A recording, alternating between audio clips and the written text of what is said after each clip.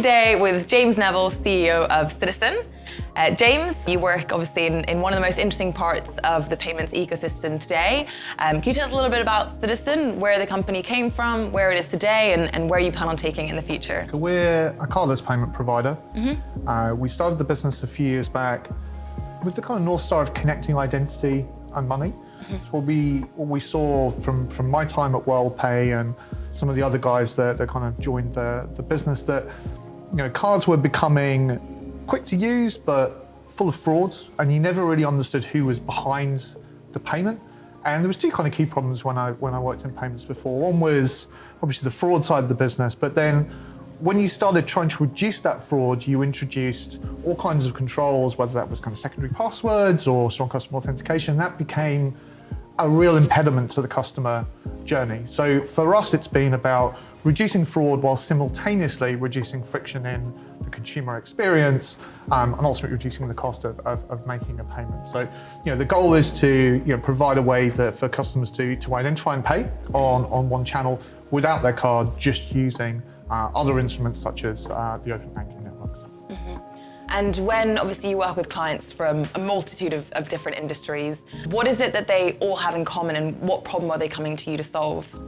We typically carve our markets up into the online space generally, but regulated markets, and by that I mean where you need to know the person who's paying you, or you need to know the person that you're paying money into. So money in, money out, with a level of kind of qualification around that individual. And you see that in anything from trading to gaming to FX.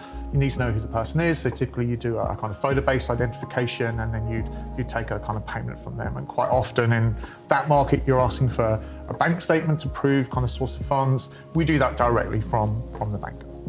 Saves all the manual work of someone actually looking at the bank statement, checking it with the details, matching it up. Obviously that speeds the whole thing up massively. So reconciliation is a problem for a lot of our customers. So when you're doing a manual transfer, you wire money to an account. Quite often you have to reference that transaction, and of course customers never reference it correctly. So reference 123, who's it for? There's a myriad of transactions come through, and it generally becomes a financial controller's nightmare to look through all that and attribute it to somebody's wallet, to somebody's account. So by automating that whole process, using PSD2 and kind of the open banking infrastructure, you're able to automate that. So you've got something that is quicker, is as simple as a card transaction, but over the banking network, fully referenced and identifiable. Yeah, so you're really solving a lot of problems that they would have otherwise. Yeah, exactly that. And payment methods today, there's obviously so many different options. I was online shopping the other day, buying some clothes. I got to checkout and there was literally 10 different payment methods that I could have chosen. There was anything from Klarna to PayPal to open banking. What is it that you think is the appeal with open banking, and how do you stand out when there's so many different options available? Yeah, standing out is one thing. So checkout, you've got to provide a familiar experience to people. So there's an element of consistency. So consumers and everyone generally is very habitual. So you arrive at an e-commerce site, for example, and e-commerce is probably the worst example of this type of payment method, but you've got Klarna, PayPal, Apple Pay. You arrive at that checkout with a preconceived idea of how you're going to pay. So, my card's tokenized, I'm just going to pay with my card because I've always paid with my card. I'm going to pay with Apple Pay because I'm on my mobile and there's 2 clicks. I'm going to pay with PayPal because I just arrived, I'm going to do that. Or Klarna because you want to do a buy now, pay later type transaction. So the actual battle is not at the checkout, it's before the checkout. It's how do you kind of build familiarity in the payment instrument. And particularly with open banking in the UK, what you've seen is cards have started to ask for secondary authentication on pretty much every high value transaction. So you go above £100 and it goes, would you like to authorize this transaction with the bank? So consumers pay with their card, then they're being asked to open their Monzo bank account or whatever bank they're with and go, yes, I want to pay. Actually, open banking, you go straight to the bank, you go straight to the source of the transaction, so you don't need to do secondary authentication. The actual authentication is the transaction itself. And I think in the UK, customers are starting to become wise to that. They're becoming more familiar with open banking. But for us, it's about how do you provide a consistent experience? How do you kind of educate people both before and on the checkout journey that it's the simplest and quickest way to pay? Yeah, I agree with that. I know recently with the bank that I bank with, every single time I make a payment, whether it's £5 or £500, I always have to then open up my app. There's a code that I've got to enter, and I've got to go back and enter in the code. And the less steps that you can have in that journey, the easier it's going to be for the consumer. So I think that's what everyone's becoming more familiar with in payments is, what wins is conversion, the simplest journey. So the least friction and obviously the least fraud as well for the merchant's purposes. So, open banking's historically been very good for the merchant because it's much lower cost than cards, but educating the customer in how that works has been the challenge. And now people are starting to see it's not 1, 2, 3, 4, 5, 6, 7, 8, 9, 10 steps, it's 2 steps. And by virtue of that, there's less intermediaries on the transaction. So I don't need to do the card first and then do an SCA transaction. Merchants also reduce all those intermediaries as well. So the cost goes from a card transaction where there's 4 hops and 4 players in the chain down to 1 hop, right? So it's good for both parties.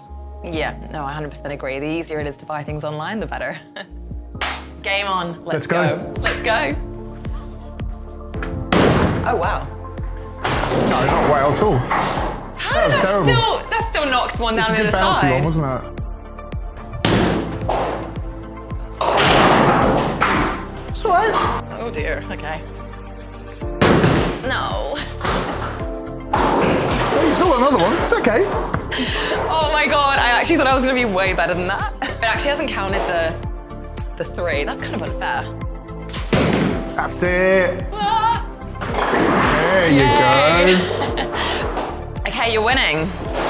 Not by much. Resisting yourself. That's terrible. I got one. Still knocked one down, not bad. Okay. All right. I'll just play into the right. Good. Told you I wasn't much good at this. That was definitely a lucky start. No.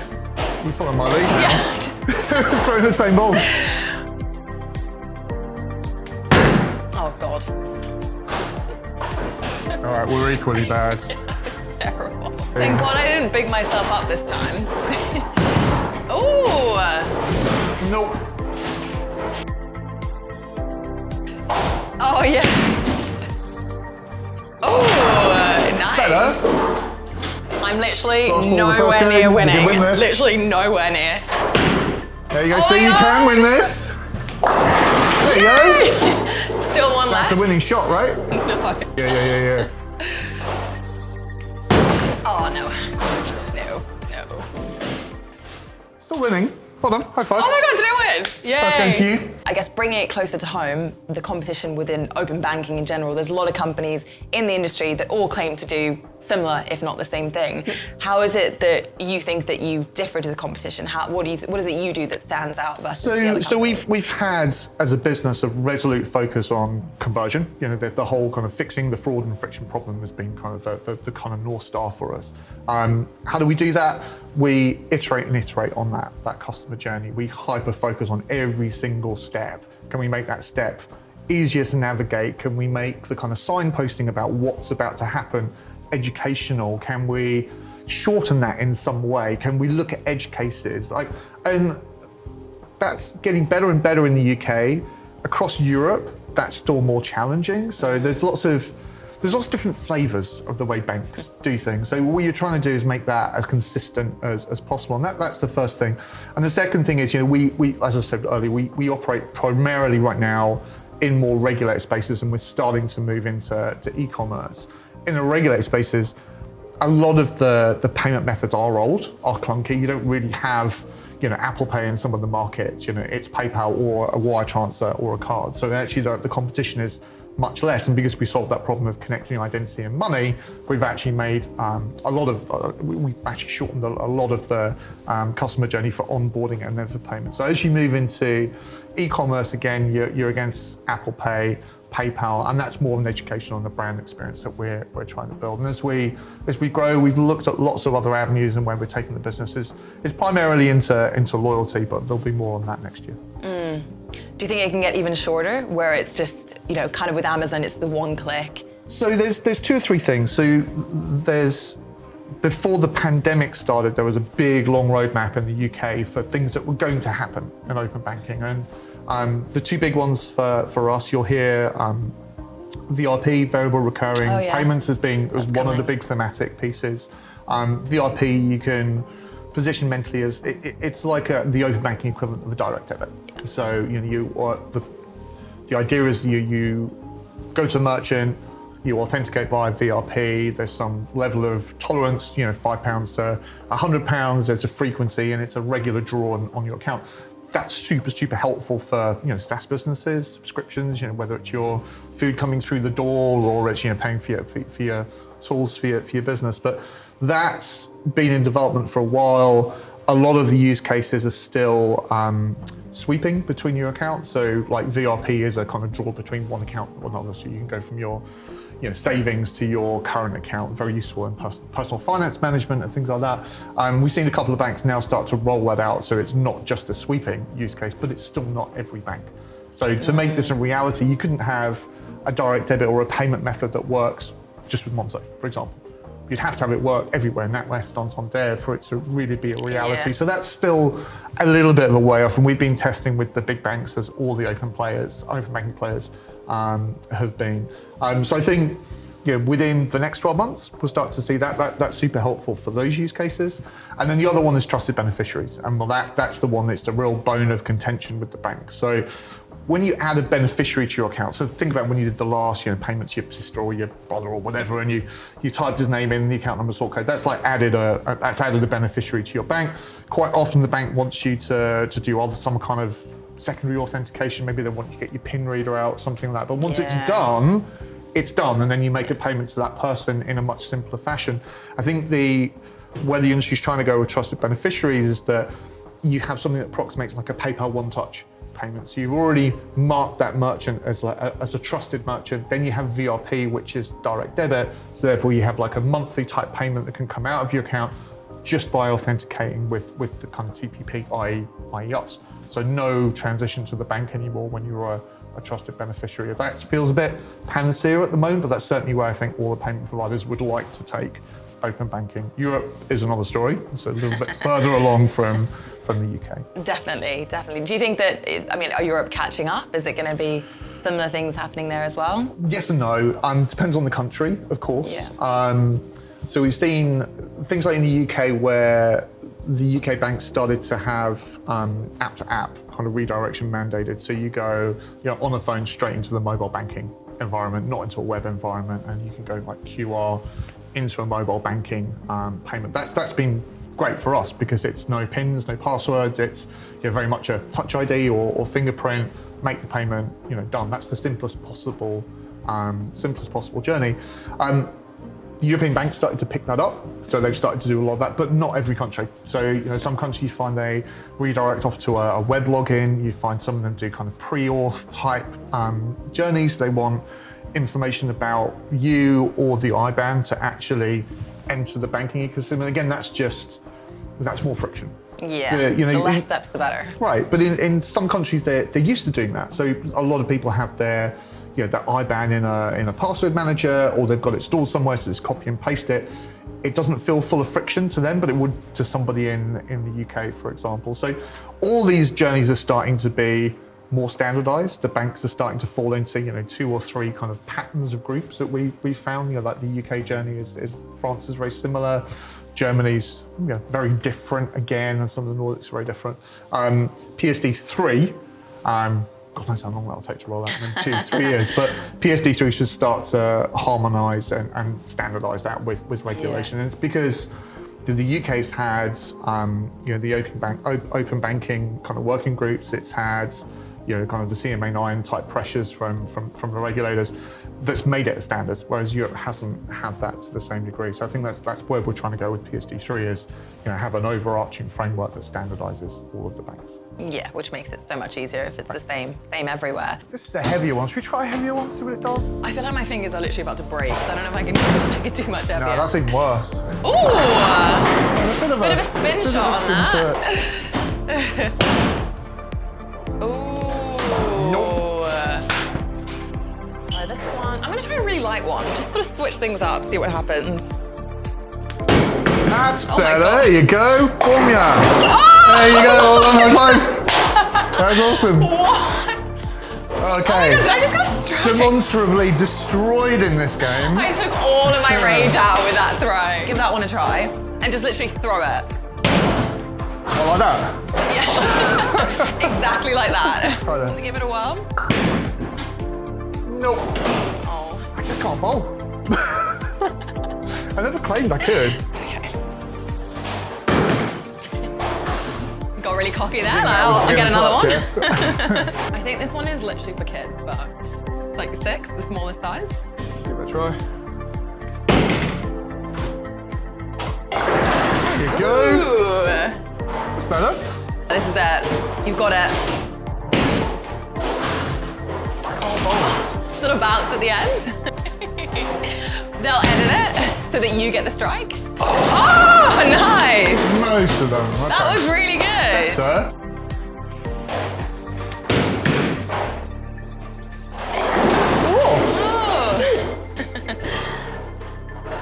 Okay. That's it. Oh no! Oh no! Literally right through. So, I think you beat me 2. dramatically again. Well done. Thank you, thank you. 2-1. Well, 2-2 to 2-0 to you. I mean, there's so many use cases at the moment that everyone's talking about when it comes to open banking. Where is it that you guys are seeing the most demand? So again, the regulated markets where you know where the money's coming from and you can attribute some identity to it. I think what's really interesting for us is where the UK goes with premium data, with I think you would call it kind of open finance in some degree. So what is your name? What's your address? What's your phone number? What's your email? What's your date of birth? All of that qualified together gives you something that's pretty much a KYC check. So if you can do that directly from the bank, then you don't ever need a passport or a driver's license to. That would be the dream. Right, which would be a straight through onboarding journey Yeah. for most of those markets. So, I think that's still a way away, but we've been testing that with the banks as well. It is coming. Again, it feels like it's a year, something like that, away. But that's a big panacea for us is to make that as portable as possible. Do you think there's any untapped in the sense of, okay, so say if tomorrow you could go into any new use case, any new market, whatever you want to do, it's going to be guaranteed success. You've got the resources. What would you think, okay, this is it, this is what I'm going to do, this is the untapped opportunity, this is where I'm diving in? What would you pick? There's lots of markets that make sense. I think VRP is probably the biggest step for everyone in these sectors because you have SaaS subscriptions, anything that's on a regular basis is still a DD mandate. I mean, PayPal still operates on that basis. They do a regular drawdown to your account, so they're based on a DD mandate behind the scenes. I'd like to see the business banks becoming better at queuing payments, at managing all of this. You think about the travel use cases is absolutely huge, but the travel use case is, it's kind of a pre-auth type environment. So you do like a pre-auth transaction on the card and then you charge it later. That's very much like a direct debit kind of VRP mandate. You do a charge once and then you draw the actual money closer to the actual booking. And the bookings are not necessarily made by the person that's traveling. So they're made by, somebody who works for the company or whoever manages, the kind of hotel booking and the flight booking. That still needs to be figured out. So, the consumer side of open banking has come first. It's great. Business needs to get better. Yeah, they need to catch up. Yeah. I think for me, a personal fave when it comes to open banking, the use case, I love the personal finance aspect of it. I think that's where me as a consumer, I get the most enjoyment out of having. I've got this app where it rounds up every purchase that I make. Yep. And as someone that spends the month just literally sending money back and forth between my accounts, because it's so easy to do and I can see it all, that's really helped me personally to save and put money away. Have you got any use case that's a personal favourite of yours or an app that's been a game changer for you in the industry? There is some interesting use cases there. We've not gone into the consumer app domain, ourselves. That didn't make a huge amount of sense to us. I think on the consumer level, digital identity for me is where the business started and where the business will go to. I think the UK has been very good at regulating the banks and getting open banking working, but it's never been good or actually engaged enough with its electorate to come up with a digital identity scheme that's palatable, right? If you ask your mum, your dad, or your aunts, you'll realise that the whole notion of a national ID card was binned years ago after the war, and it's always been this thing that nobody wants to do, and we've had we've had the Verify program in the UK, where some of the banks got involved, Barclays got involved, the post office got involved. It didn't really have the uptake that it should have. So you ended up with like Government Gateway is that, that silly little yellow and blue kind of card that you do to do your taxes. Well, if you do your taxes. Or you did Verify, and actually like the initial part of Verify should have been accelerated into open banking. It's essentially it's an account information call. Can I find out more about kind of who you are, a good representation of your online digital identity. Estonia did really, really well, and of course, India with Andar. We need to see more of that in the country. I think that would be a really, really brave step for us. Sounds exciting. Sounds like the next big thing. Yeah. I guess it wouldn't be an episode of Fintech Rewired if we didn't touch on one of the big buzzwords, or a buzzword in the industry at the moment. There's a lot of chat about, and you mentioned it earlier as well, open finance. What is the actual difference between open finance and open banking? I'm not a great one for acronyms and kind of monikers, but There's so many of them. The whole point of like open banking is this kind of, it's the kind of catch-all term. Open finance is, again, it's digital identity, it's onboarding, it's your transactional history, it's affordability, and it's all of those things in kind of one bucket. I think we've got a wee while before all of that is available, and secondly, I still think we have a strong basis to build in trust from the consumer. I think with consent for AIS over the last few years, account information, getting your transaction history and passing it on to other people, had a level of success. I still think there's a reticence to kind of share that on a perpetual basis. Like, I'd be happy to get a trading account and give 3 months of my transactional history for a bank account to onboard, but would I be happy to leave that open with the trading? I'm not sure if I would, because I'm still not quite sure where that data goes. And we can only go so far as an open banking business to go, here's a transaction history. The consent is that you use it for this amount of time, you store it for this amount of time, you're GDPR compliant, all those things. But do people store it for longer? Possibly. None of our customers, I would hope. But how do you know behind the scenes how that data is being treated? And I think that's what goes on in people's minds of, have you got this long tail claim to my financial history?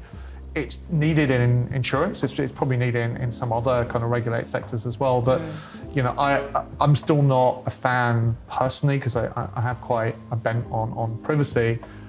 I don't want my insurer to know my driving habits.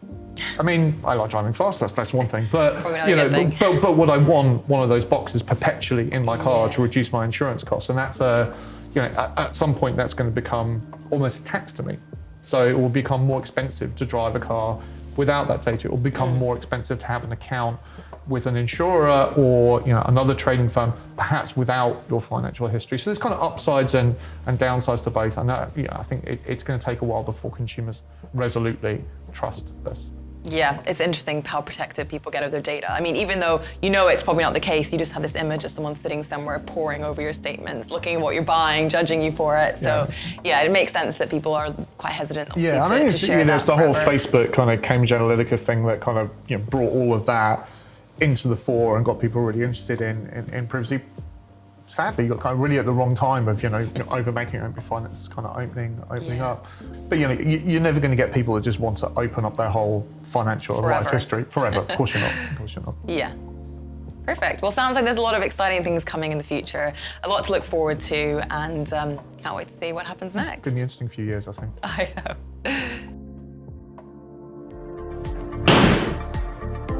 Nice! Yay. You can do it. Nice. Nope. Oh, that really did look as if it was going right where you wanted to. What would have been the game if you had to pick a sport that we would have done that you would have nailed? What would that have been?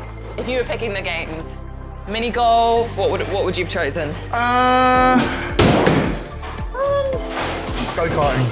Go-karting. I bet you on the track. Actually, I might not actually, but I don't even have my driving license, so you would have definitely want that. You know your driving license to go go-karting.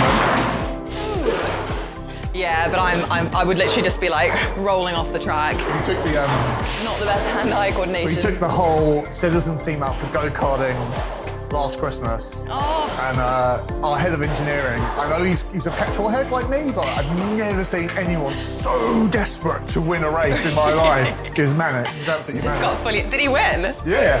Oh. Right, a long chalk. Good shot. Getting better.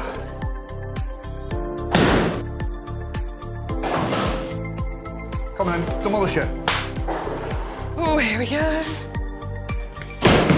So much better like that, isn't it? Those three just don't want to go down. Oh, not through the middle again.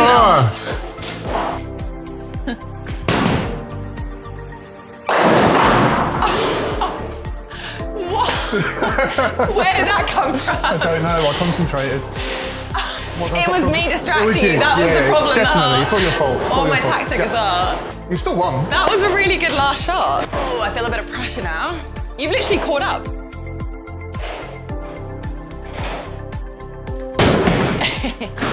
You're just doing that intentionally now. One down. I'm just letting you win now. Can we get a last ball each for getting a strike? It's your tactics now, distract you while you're... Yeah, I know, right as I was about to throw the ball. Exactly, yeah. Thank you so much for coming on the show. Thanks for playing bowling with me, and thanks for letting me win. Yeah, well done. Congratulations. Thank you. No, thanks you. for the moose here. No luck Yeah. from this guy.